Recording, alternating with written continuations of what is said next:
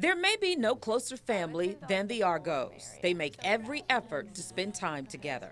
Children tend to remember what they do, maybe not so much what you say, but what they do. So we've made a special effort to make memories, and I think in doing that, it brings us closer together. Being each other's biggest fan and cheerleader, they say they were humbled to be nominated as one of this year's Families of the Year by the Family Guidance Center. I think it just meant a lot to us that they saw in us the qualities of Family of the Year. But this family, like others, found themselves clinging to one another even more when Mom Glenda found herself in the hospital in Dallas, Texas. They were on a spring break trip when Glenda fell and suffered 3 broken bones, 2 in her hip, 1 in her back. She was away from all she knew, but she still had her faith. One of the verses that got me through was the joy of the Lord is your strength. And that's where my strength came from, was my faith and my church family.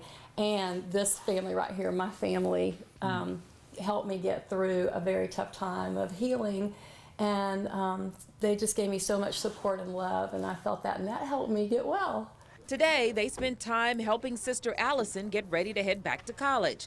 Despite being miles away, they stay connected through cell phones and Skype, and through a connection that calls for a higher power. Number 3? 3 was Mayflower. Tracy Larkins never thought she'd have moments like this with her own daughter. She and her husband Don adopted Alexis in 2007, but they've spent years influencing young lives. Well, we initially started fostering because we wanted to adopt. Our family dealt with infertility, and we felt that fostering was a mission for us to be able to help others while we waited on the blessing that God had for us. They've been foster parents to more than 30 children, treating them like their own, teaching them life's lessons, and to live a purpose-filled life.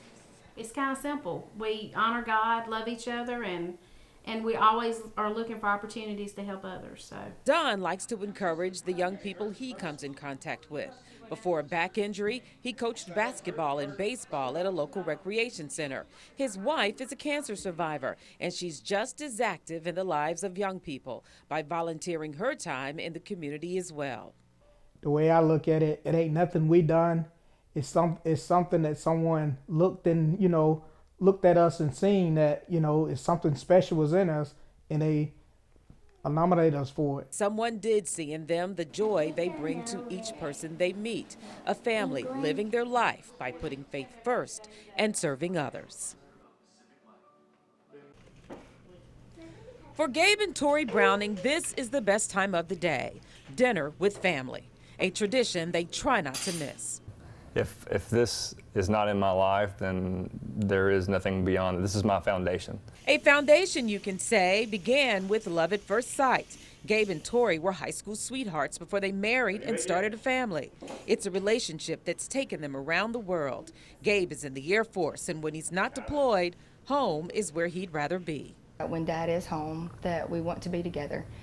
We want him to be as involved as he can when he's not deployed, and we want the kids to know, how a dad should be and how a mom should be. So they spend a lot of time together. Described as a close-knit family, they support each other in so many ways. Gabe coaches his son Cooper's baseball team, while Mom and little sister Taylor cheer them on. Both children are high achievers. Cooper is an AB student and represented his class during the spelling bee.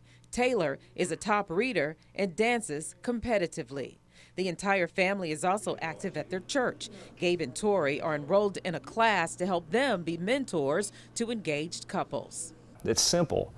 Love others more than you love yourselves, and in turn, you will be taken care of. It's no surprise the Browning family is one of the nominees for Families of the Year through the Family Guidance Center of Alabama. Their focus on family is what this program is all about.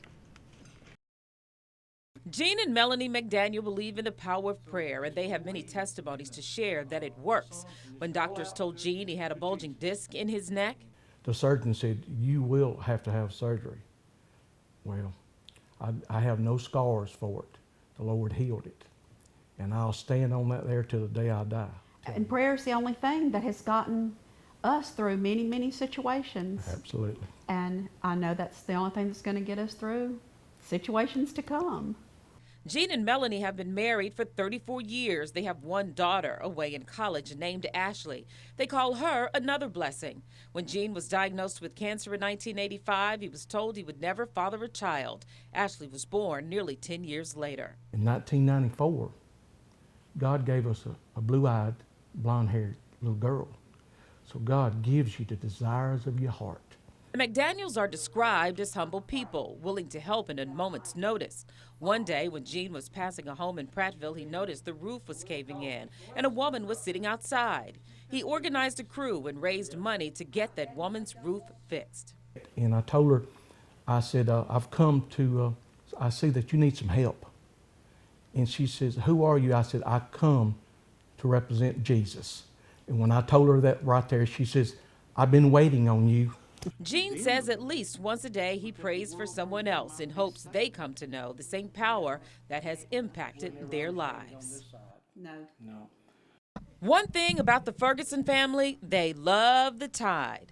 But that team spirit carries over to how they feel about each other. That's why Mom Jane was so excited about the Families of the Year awards.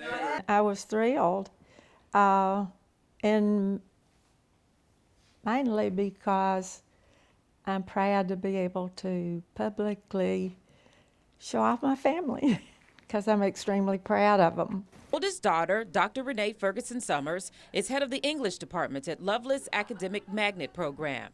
Daughter Rhonda Ferguson Thompson is director of the Nehemiah Center, a community development project in the Chisholm community.